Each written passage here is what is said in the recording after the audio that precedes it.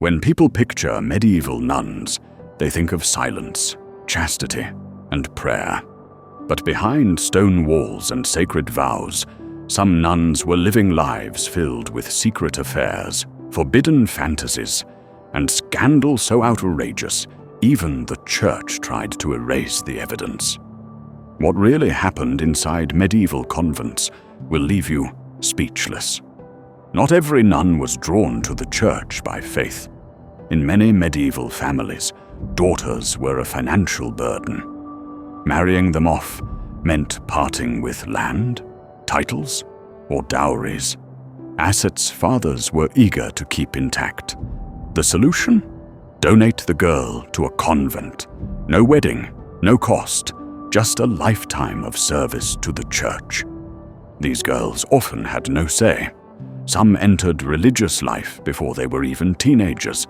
A vow of chastity made at 12 might feel like a holy adventure. But by 20, as desires stirred and the walls closed in, it became a prison. Many of these women never wanted a life of silence, obedience, or celibacy. They'd been handed off, set aside, sealed inside a life they never chose before they even understood what it meant to live. Inside the convent, they were expected to renounce all worldly attachments, possessions, pleasures, and people. But the human heart doesn't follow vows. Because when chastity isn't chosen, it becomes something else entirely. A cage. And some nuns were willing to risk everything to escape it. Within convent walls, bonds between nuns were inevitable. They prayed together, worked together, lived side by side for years, sometimes decades. What began as friendship could grow into something deeper, something the church refused to acknowledge. For women who had never been allowed to explore their identities outside the convent, emotional intimacy became sacred currency. In an environment stripped of freedom and affection, even a lingering glance or a whispered conversation could feel electric.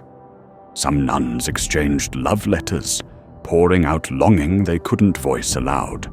Others crossed the line from emotional closeness to physical intimacy, sharing stolen moments under the cover of night.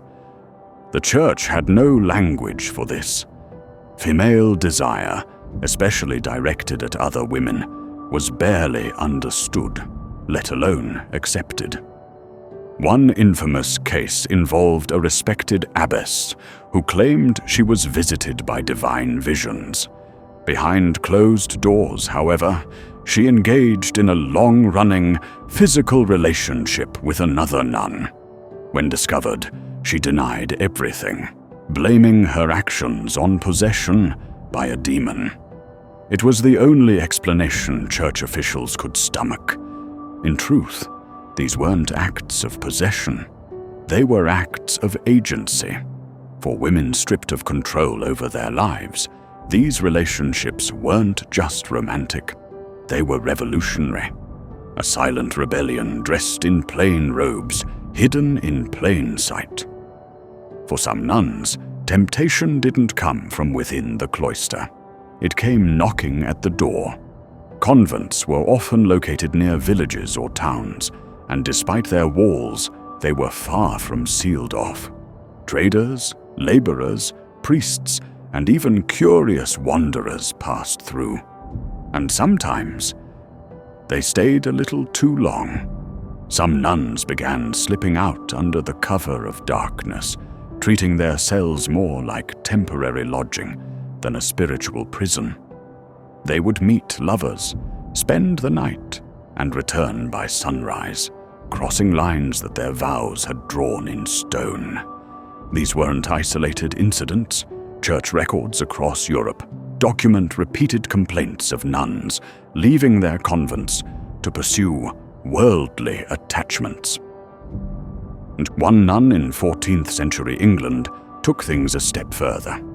Tired of her isolated life, she faked her own death, slipping a dummy into her bed before disappearing with her lover. For a brief moment, she was free, until local villagers and clergy exposed the scheme and dragged her back behind the convent walls. What became of her remains a mystery, but her story echoed the secret desires of many. Others didn't need such grand plans. All it took was opportunity and a door left unguarded. Because when love called, some nuns didn't pray for strength. They opened the gate and stepped into the night. Among all the tales of forbidden desire and deception, one convent stands above the rest: Sant'Ambrogio in 19th century Rome. A place so steeped in scandal, it stunned even the Vatican. It began with whispers, strange rituals, erotic blessings. A novice reporting that she had been asked to lie with her legs raised as a senior nun performed a sacred ceremony involving intimate touch. Fluids, she was told, carried divine healing. This wasn't metaphor, it was practiced theology, twisted into something physical. The mastermind was Maria Luisa, the mistress of novices.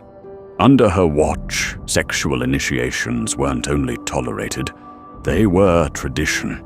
She forged letters, pretending they came from the Virgin Mary. She convinced the convent's confessor to join her, persuading him that their acts were part of a holy rite. One witness described Jesuit blessings involving tongue kisses made in the sign of the cross. It didn't end with lust. When a German princess named Katharina entered the convent and questioned what she saw, she was drugged, slowly poisoned with opium, mercury, and powdered glass. She barely escaped with her life. The Vatican's response: quiet panic. To protect reputations near the papacy, officials buried the investigation, issued soft punishments, and shut the convent down. Discreetly. What happened at Sant'Ambrogio was too explosive to ever make it into sermons, but the records survived. And the truth, once hidden behind holy walls, came seeping out, scandal by scandal, lie by lie. Life in a medieval convent was meant to be austere: plain meals, silent prayer, strict discipline. But even within this rigid structure, indulgence found its way in. And for some nuns, the line between sacred ritual and earthly pleasure blurred more than the church would like to admit. Feast days were the perfect cover. These religious celebrations were meant to honor saints and holy occasions, but behind closed doors, they often became excuses for excess. Wine flowed freely. Rich food, sweets, and delicacies replaced the usual gruel. Nuns who normally ate in silence would sing, laugh, and even dance, sometimes performing choreographed routines in the name of worship. Music became a quiet rebellion. While Gregorian chants echoed through official ceremonies, some convents trained nuns in instruments, like the harp, lute, and organ. Songs composed by the sisters themselves carried undertones that weren't always spiritual. And the dances, symbolic on the surface, but sometimes more suggestive than the church dared admit. Even birthdays or vow anniversaries could become small parties, complete with gifts, whispered gossip, and homemade treats. In wealthier convents, these events were lavish. In poorer ones, the joy came from stolen sips of wine or a rare piece of fruit passed secretly at dinner. The church called these moments distractions. But for the women who lived within stone walls and silence, they were lifelines, brief windows where joy, creativity, and rebellion could still breathe. Poverty was one of the core vows every nun was expected to take. In theory, it meant renouncing wealth, status, and personal possessions. But in practice, some nuns found ways to hold on to power, and to luxury. Jewelry, for instance, was strictly forbidden, yet reports from across Europe describe nuns hiding rings, heirlooms, even jeweled brooches. Some wore them under their habits, others tucked them into books, sewing kits, or even the folds of their veils. Rosaries, meant for prayer, were sometimes made of fine silver, strung with beads far more ornate than the church allowed. Clothing, too, became a subtle battleground. While habits were meant to be plain and uniform, some nuns found ways to stand out. A colored stitch here, a silk belt there, undergarments made of lace or velvet, invisible to the eye, but rich in defiance. Even shoes, supposed to be simple and utilitarian, were occasionally crafted in trendy styles, with little heels or decorative flourishes. But perhaps the most potent form of quiet rebellion was financial control. Nuns from wealthy families sometimes retained influence over their dowries or received private endowments. With money came power, sway over convent decisions, favoritism, and in some cases, outright corruption. One abbess even pawned the convent's sacred ornaments to fund her extravagant lifestyle and maintain her lover. In a world that demanded obedience, some nuns discovered that influence didn't always come from prayer. It came from knowing how to bend the rules without getting caught. While some convents maintained the illusion of piety, others dropped the mask entirely. Across Europe, there were nunneries that functioned less like houses of prayer and more like brothels in disguise. In Venice, certain convents became notorious for their loose regulations and even looser habits. Nuns were known to wear revealing gowns, exposing their necklines and arms, dressing more like courtesans than cloistered virgins. Visitors, usually wealthy men, came not for confession, but for company. And inside those cells, deals were made, pleasures exchanged, and vows ignored. In France, things became so outrageous that royal officials intervened. One scandal involved a convent quietly operating as a state-run brothel under the patronage of Queen Joan. The abbess decided who was admitted and which nun would entertain the guest. The women inside weren't nuns in the spiritual sense. They were prisoners of a different kind, monitored by doctors, stripped of pay, and bound by a system cloaked in religious authority. Even in England, tales emerged of entire convents collapsing into chaos. At Littlemore Abbey, nuns were caught sleeping with men, drinking heavily, and selling off sacred relics to fund their indulgences. Some even ran away to live openly with their lovers. These weren't isolated stories. They were symptoms of a larger contradiction. When institutions designed to suppress human desire refused to acknowledge it, that desire found darker, more desperate ways to survive. Not every act of rebellion in the convent was carnal. Some were spiritual and far more terrifying to the church.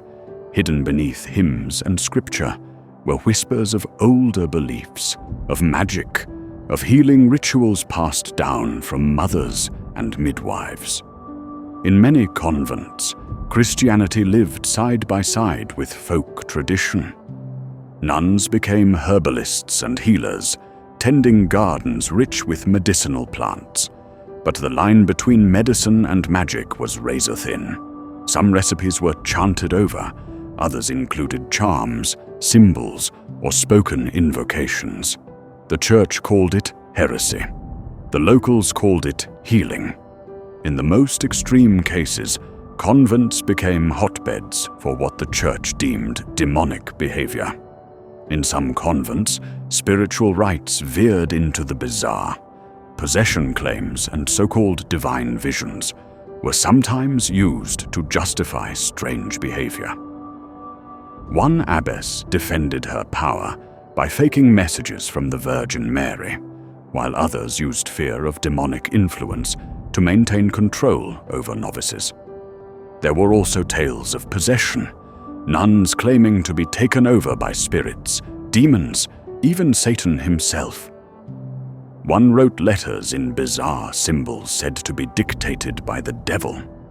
Another confessed to faking divine visions as a way to gain power, only to claim later she'd been tricked by Lucifer.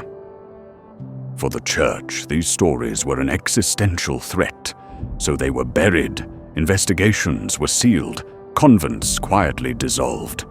But the legacy of those hidden rituals, part faith, part folklore, still haunts the archives.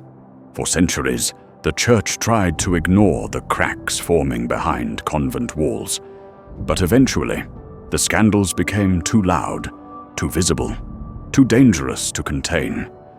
What began as whispers turned into full-blown investigations, some so damning, even the Vatican couldn't look away. In England, the collapse of Littlemore Abbey was impossible to dismiss. Nuns openly pregnant, sacred relics pawned for wine, an abbess living with a priest and parading her illegitimate daughter through the cloister. Inspectors arrived to find a convent in ruins, morally and physically. The punishment was swift. The convent was dissolved, its leaders stripped of authority, its name forever stained. But even that paled in comparison to what unfolded in Rome. At Sant'Ambrogio, the church faced a dilemma. The accused weren't just wayward nuns. They were powerful women with connections deep in the Vatican. Poisonings, erotic rituals, forged letters from the Virgin Mary, and confessions of false sainthood. It wasn't just scandalous, it was institutional rot. To protect its image, the Vatican buried the trial. Maria Luisa, the orchestrator of the rites, received a quiet sentence of monastic confinement. The confessors involved were moved to other roles, and the entire convent shut down silently. These weren't just moral failures, they were public embarrassments, proof that vows alone couldn't suppress human nature. And when the church finally acted, it didn't offer justice. It offered silence. The image of the medieval nun, a silent figure cloaked in prayer, detached from desire, was always a myth. What history reveals is far more complex. These women were human, and when denied freedom, identity, and intimacy, many found ways to reclaim it, even if it meant breaking every rule they swore to uphold. They sang hymns by day and scribbled secrets by candlelight. They hid lace under linen, letters under scripture, and desire under doctrine. In the cracks between silence and obedience, they found their voice, however faint, however forbidden. But for many, these so-called transgressions weren't acts of evil. They were acts of survival. The church may have preached chastity, obedience, and poverty, but the institutions it built were never immune to corruption, indulgence, or lust. In burying these scandals, it wasn't protecting God. It was protecting itself. And yet, even in silence, the stories endured. In trial records, in secret letters, in the memories of those who escaped. Behind every locked cell and whispered prayer was a woman trying to make sense of her confinement. Some found peace, others found rebellion, but all of them lived lives far more vivid and far more human than the church ever wanted the world to know.